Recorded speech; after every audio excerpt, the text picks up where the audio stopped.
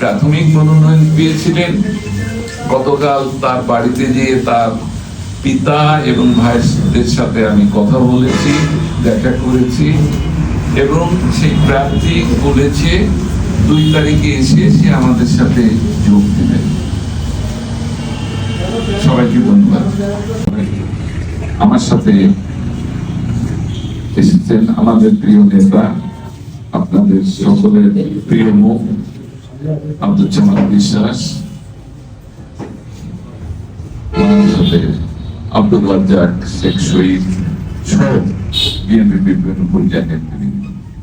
আর আমার সামনে আপনারা উপস্থিত আছেন এই প্রেস ক্লাবের সভাপতি, সেক্রেটারি সহ সদস্যবৃন্দ, সবাইকে জানাই আসসালামু আলাইকুম। আসলে বর্তমান যে অবস্থায় আছি তাতে আমার খোলা মনে কিছু কথা বলা একটু মনে হয় সমস্যা আছে, সেজন্য আমার কথা খুব বেশি না বলে আমি শুধু আপনাদের বলতে চাই, আমি আপনাদের একজন ভাই, একজন বন্ধু। আমি এই এলাকার সন্তান, আমরা সবাই কিন্তু এই এলাকার সন্তান। আমরা এখানে বেড়ে উঠেছি, বড় হয়েছি। তো একজন রাজনৈতিক কর্মী হিসাবে আমি আজকে আপনাদের মাঝে উপস্থিত হয়েছি। আপনারা জানেন যে আগামী সংসদ নির্বাচনে আমি একটি দলের মনোনীত প্রার্থী। তো ভাই হিসেবে, বন্ধু হিসেবে মূলত আপনাদের মাঝে এসেছি আপনাদের সহযোগিতা এবং ভালোবাসা নিতে। মানুষ মাত্রেই ভুল ত্রুটির ঊর্ধ্বে নয়। আমি একজন মানুষ, আমিও কিন্তু ভুল ত্রুটির ঊর্ধ্বে নয়। আমার চলার পথে ভুল ত্রুটি আছে, এটাই থাকবে, সবারই কিন্তু কম বেশি আছে।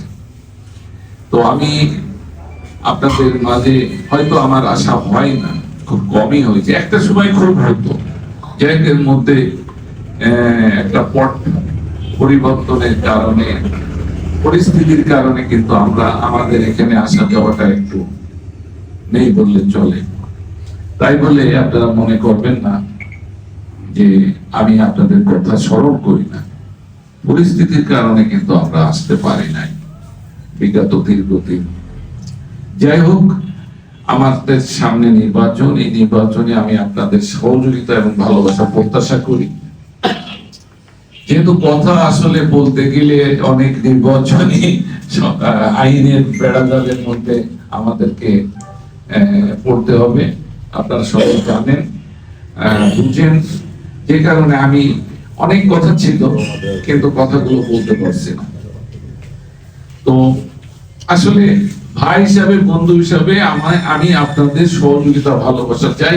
এই উদ্দেশ্যেই কিন্তু আপনাদের মাঝে আমি মত বিনিময় সভায় উপস্থিত হয়েছি।